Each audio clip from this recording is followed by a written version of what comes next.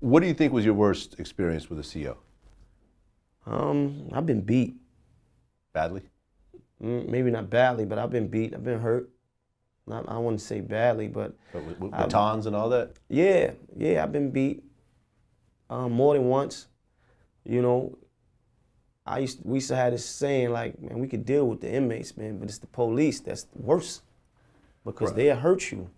Right, because I've always wondered the mentality of why someone would be a CO. And I remember, I think I spoke to, I think it was like Lil Baby or one artist that I interviewed recently. He explained to me, he's like, well, the thing is a lot of these prisons are in these towns in the middle of nowhere, and that's like the only employers. Economy. Yeah.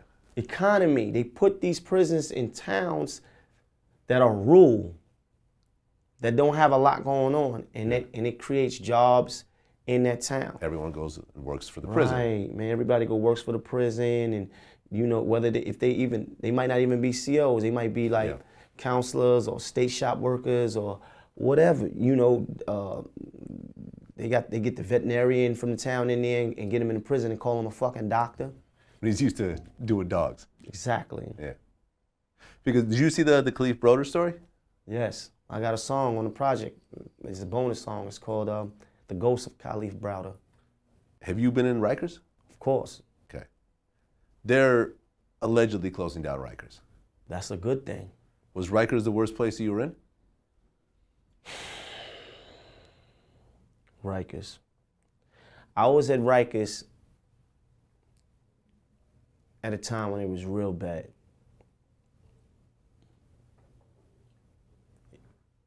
It's not as bad as it used to be. I related to Kalief Browder story because I was his age when I was there. I was 16, 17, the age he was when he went to prison, right? Oh, really? You were that young? Okay. Yes. Oh, because you got locked up in New York and they sent you there first. Okay, right, you go there and you go to adolescence. Yeah. C-74. At that time, they said that C-74, I read an article that said that C-74 was the most dangerous jail in the United States of America. We'll find that article one day, I'm gonna send it to you. Okay. You know, it was really, really rough back then. You know, phones were free. There's no gangs for dudes to hide in. You could have all your clothes from outside, jewelry. So it was yeah, you could have jewelry, chains, rings, boots, coats, jackets, gold teeth. So there was, I'm sure, a fight over those things. Fights. We talking multiple slashings a day. Right.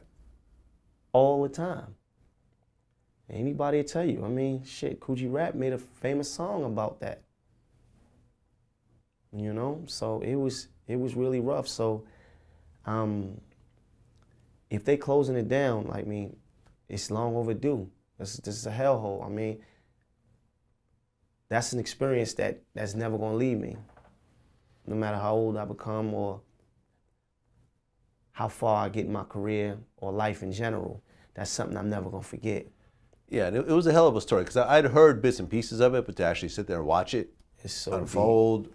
I know, it's so deep. When I looked at that, I tears welled up in my eyes because I know I put myself in there. I remember those days being in the day room and the A and B gate and C gate, and it's just like, oh my God, why, how the fuck? And it's the COs, it's me against my own kind, and then it's the COs, which is my own kind, they even worse. They do me worse than the fucking white dudes.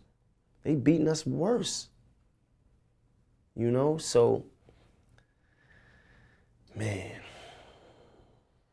The fact that he refused his plea deals, Right. the fact that he stayed Innocent. in prison in these types of conditions, Right.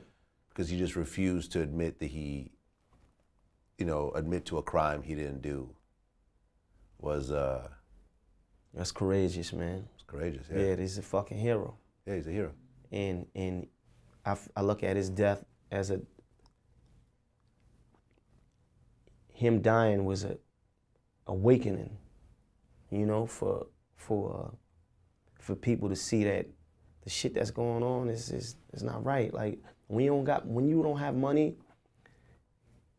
like if he had money, he would have been out of there a long time ago. If he had a few dollars for a lawyer, anything, like he would have been out of there but this is the system that we stuck with. It's people every day in Bronx or Brooklyn that don't have, the money and the finances that are sitting on Rikers Island right now because they're not able enough to put up a proper defense in the fight the system the way you would need to.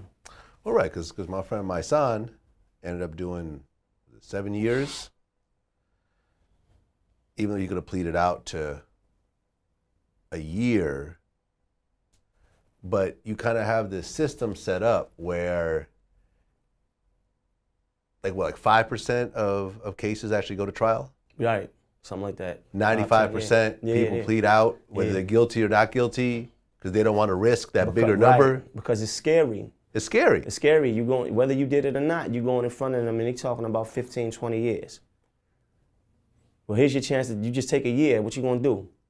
Most people take the year. You're like, man, your family looking at you, it's just a year. But I didn't do it. But it's just a year. Year, yeah. And you 18, 19, you wound up taking a year. You ended up pleading or you ended up blowing trial? I ended up pleading, but I was guilty, man. Yeah, I feel you. And I did so much shit, man. Look. You pleaded out to, what, 5 to 15? Yeah. Had you blown trial, would you have gotten? 25 was my max. 25 life was my max. 15. 25 to life. 25 okay, life. so you're looking at life. Yeah, 25 life was my max. And 15 to, what was it, 15 to life also was the minimum. How many prisoners around you can you honestly say, based on your relationship with them and so forth, were there that were actually innocent? A lot more than we realized. And if they wasn't innocent, then a lot of the factors of the case didn't warrant the time that they got. Let me tell you what the biggest crime is. I talk about this with my homies all the time. The biggest crime is taking a young dude that's 16, 17 years old and giving him 25, 30 years and him doing that time and coming home. That's the crime. Fuck. You just took my whole life from me. I got friends that just come home, they like in space, they don't know what the fuck to do. I know dudes that was in jail when I was in jail, they just getting out right now. They in limbo. That's not a crime. Right. They don't know cell phones, they don't know social forget media. Forget the technology. I'm not even talking about the technology. I'm talking about the mentality. You've not even had experience. You've not even dated. You have not even took a girl to the movies to eat. No matter, you might be in your 40s now, but experience-wise, you still 16. Right, because that's a fucking crime. Like I heard that time essentially stops from the moment you step into the right, prison. now you grow, you may educate yourself mentally, you may be able to quote Shakespeare, you may be able to do a lot of shit, but your experience level, check this out, when I came home, I had never even been on a date before. Okay, I was like, what, 26 when I came home, something like that, 27. I had not even had the experiences that a person my age normally had. So mentally, I still was 16, 17 years old because I didn't even know how to do some of the things that everybody else was doing. Just the smallest things that you got to catch up to. And then forget about that, but what about life period? So now this dude is in jail, this is 16 now, he's 47. What is it for him to do? Rehabilitation? What? He made a mistake. He made a mistake at 16 years old. Now you took his whole life from him. What is it for him to do now? You expect him to be successful? How? You got one or more felonies, violence.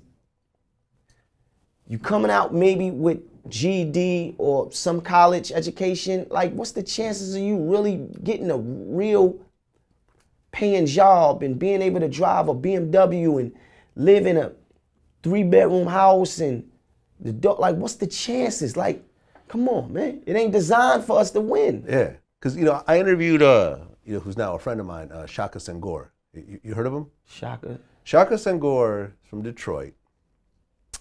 He killed someone in essentially a drug deal gone bad at 17. He had been shot before, so he was, very paranoid about getting shot again and carried a gun with him. He was involved in a drug deal, it went bad, something happened, he ended up pulling out, killing the person. He was in jail for 20 years, I believe. During the course of being in prison, he started reading books. And he wrote a book called Righting My Wrongs. Writing, W-R-I. Righting My Wrong. Which ended up becoming a New York Times bestseller. Dope. And he was on Oprah. Dope. And now he has his own show about prisoners who are re-entering society and so forth. Dope. He's one of a kind. I'm one of a kind. Yeah. But the one thing that he said, that's sort of the overlying theme of what he does, which I find very interesting, and in a way it goes against what America stands for, is that you are not defined by your worst action. That's right. I feel the same way. Meaning that he did what he did, he admitted to what he did, he didn't say that he was framed or whatever else. He knows what he did, he knows it was a mistake. But that does not mean that that is what is going to define him for the rest of his life. Right. As a murderer. Right. You know what I'm saying? Right. I've been saying that for years. I've been telling listen, I inspire niggas in the street. Niggas in the street look at me and they find inspiration because they know I did it. And I tell them all the time, prison, jail, the streets, your past don't define you. It's not the end or be all. I've been saying this for the last 10 years. We could be whatever we want to be. But the truth of the matter is, everybody may not be as strong as I am. And because we coming home on such a setback, then some of us will be left back. That's just the law of averages. It is what it is. Some of us will be left back, and it's sad because you set back so far, how do you catch up? But for the ones that find inspiration and understand that life like that is not gonna define you forever, then let's go. It's to the moon. It's to the moon. It's wherever. We can do whatever. I'm living proof of that. I never rapped a day in my life till I went to jail. How about that? Yeah. Like understand what I'm saying to you. I never rapped a day in my life. I was not a rapper, had no dreams, had no aspirations of becoming a rapper. So we can do whatever we want to do if we try hard enough. Yeah. And some people just have natural inclinations. Because I remember when you first started, it was like there was a certain naturalness to what Maino was doing. Mm-hmm. You could tell it wasn't, you were still rough around the edges, but there was the flow and the delivery was like, oh, okay, this is something that this dude was kind of meant to do. Mm-hmm. And fast forward, whatever, 10 years later, here, you still here and you're still doing it. And this is why, because anyone could luck up onto anything. Right. But it's the consistency. Yeah. It's the consistency. It's like, okay, well, what's he going to do without that major label now? Right. Still here. What's he going to do without that T-Pain? That's right. Or that Swizz Beats feature? Right. You know what I'm saying? What you going to do, nigga? You know what I mean? The truth is, the real question is, what you going to do that you still got it, nigga? Because I already proved that I'm going to still be here with or without it. So, that being said, let's get it.